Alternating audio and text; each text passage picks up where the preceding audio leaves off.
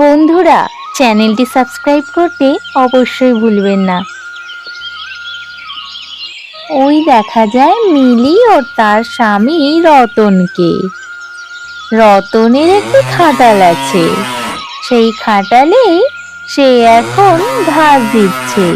তারা এইভাবেই দৈনন্দিন কাজকর্ম করে। নে নে ধবলি, লক্ষ্মী, তোরা খেয়ে নে, তোদের অনেক খিদে পেয়েছে না? নে নে খেয়ে নে বাচ্চারা, খেয়ে নে। এদিকে মিলি সংসারের সমস্ত কাজ সেরে নেয় এবং তারা খুব আনন্দেই সংসার জীবন যাপন করে। কিন্তু তাদের অবস্থা খুব একটা ভালো ছিল না। তাদের দৈনন্দিন কষ্টেই জীবন চলতো। তাড়াতাড়ি মাঠের দিকে যাই, অনেক দেরি হয়ে গেল। যাই গিয়ে ধবলিদের জন্য ঘাস কেটে আনি। কোথায় যাচ্ছ মণিদীপা? বাড়ির সবাই ভালো তো? হ্যাঁ হ্যাঁ, ভালো। আচ্ছা, তা আজকে তো ওয়েদার খুব খারাপ গো। হ্যাঁ গো মণিদীপা, তা বৃষ্টিও হবে দেখছি, ঝড় হবে।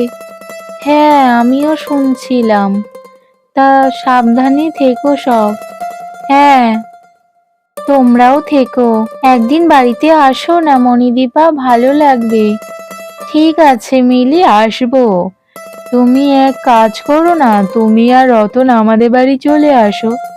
ঠিক আছে, আসবো মণিদীপা, কিন্তু তোমরা সবাই আগে আসো। তবে আমি যাই গো, অনেক দেরি হয়ে গেল। ঠিক আছে মিলি। এরপর তারা আবার রাতের খাবার খেয়ে শুয়ে পড়ে। এদিকে প্রচুর ঝড় বৃষ্টি। সেদিন এতটাই ঝড় বৃষ্টি হচ্ছে যেন আকাশ এক দৈত্যর আকার নিয়েছে। এইভাবে ঝড় বৃষ্টি হতে হতে এত পরিমাণ ঝড় বৃষ্টি হচ্ছে, তখন একটি গাছ এসে রতনের বাড়ির ওপর পড়ে যায়। রতনের বাড়িটি তখনই ভেঙে যায়। চারিদিক যখনই ভেঙে যায়, তখন সেই ঘরের সব দিক থেকে জল পড়তে শুরু করে দেয়। রতন ও মিলি তাড়াতাড়ি ঘুম থেকে উঠে দেখে তাদের বাড়ির সবকিছু ভেঙে গেছে, তাদের সবকিছু তছনছ হয়ে গেছে। তখন তারা কি করবে বুঝে উঠতে পারে না। তারা কান্নাকাটি শুরু করে দেয়। মিলি বলে, এখন আমরা কি করব? রতন বলে, আমি কিছু বুঝতে পারছি না, এসব কি হয়ে গেল। আচ্ছা, কিছু একটা শব্দ শুনতে পেলাম, চলো তো। আমার তেঁতুল গাছ ভেঙে গেল, আমি এখন কোথায় যাব? কি হয়েছে? কি হয়েছে? এরকম আর্তনাদ? আমার তেঁতুল গাছটা ভেঙে গেছে, আমি এখন কোথায় থাকবো? চিন্তা করছো কেন পেদনিমা? তুমি আমাদের সাথে থাকবে। যতদিন না আমি তোমার তেঁতুল গাছটি বসিয়ে দিচ্ছি, তুমি আমাদের সাথেই থেকো। কেমন? তোমায় চিন্তা করতে হবে না। পেতনিমা, তোমার যতদিন ইচ্ছা তুমি আমাদের সাথে থাকো। বাবা, তোরা তো খুব ভালো মনুষ্য। তোদের বড্ড কষ্ট না? না না, ঠিক আছে। তুমি যত্নে থাকলেই আমরা ভালো থাকবো। তুমি আমাদের অতিথি। বাবা, তোরা আমাকে অতিথি বানিয়ে দিলি। হ্যাঁ গো পেদনিমা, আর তুমি চিন্তা করো না, আমি তোমার গাছটি তাড়াতাড়ি বসিয়ে দেবো, সকালটা হোক।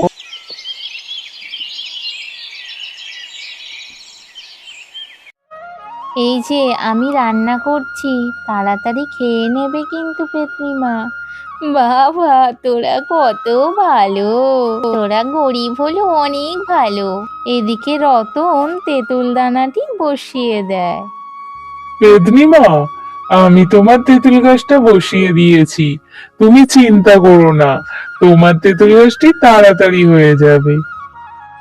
বাবা, তোরা তো খুব ভালো রে। আমার জন্য কত চিন্তা করিস।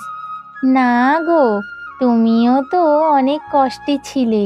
কেউ কষ্টে থাকুক আমাদের সেটা ভালো লাগে না। বাবা, তোদের তো খুব সুন্দর বিচার। আমার খুব ভালো লাগছে। দেখবি আমি এর ফল তোদেরকে দেবই। এরপর রতনের বসানো তেঁতুল গাছটি তাড়াতাড়ি করে বাড়তে শুরু করে। ধীরে ধীরে সেটি বড় হতে থাকে। এইদিকে গাছটিতে জল দিয়ে দিয়ে রতন তাড়াতাড়ি বড় করে দেয়। মিলি ও রতনের যত্ন দেখে পেতনি খুব খুশি হয়। তোরা আমার জন্য এত কিছু করলি, এইবার আমি তোদের জন্য করছি দেখ। তোরা আমায় ঘর দিলি, আমি কিছু দেবো না? এই দেখ আমার জাদুর ভেলকি। বাহ! বাহ, কি করলে এত সুন্দর ঘর! হ্যাঁ, সব তোদের কর্মফল। তোরা অন্যের কথা ভাবিস আর তোদের হবে না। সত্যি তুমি অনেক ভালো পেতনি মা, তুমি আমাদের জন্য অনেক ভাবলে। অনেক অনেক ধন্যবাদ তোমায়। হ্যাঁ রে, এইবার আমি খুশিতে আমার তেঁতুল গাছে গিয়ে থাকি। অনেক দিন তোদের সাথে থাকলাম, আসি রে। তোদেরকে আমি সর্বদাই নজরে রাখবো, তোদের কোনো বিপদ হতে দেব না আমি। ঠিক আছে পেতনি মা, তবে সর্বদাই থেকো আমাদের সাথে। এরপর তেঁতুল গাছটি যখন সম্পূর্ণ বড় হয়ে যায়, পেতনি আনন্দে সেই তেঁতুল গাছে বাস করে এবং রতনের বাড়ির পাহারা দেয়, যাতে কোনো বিপদ রতন ও মিলিকে না ছুঁতে পারে। এইভাবেই পেতনি মা তাদের সাহায্য করে।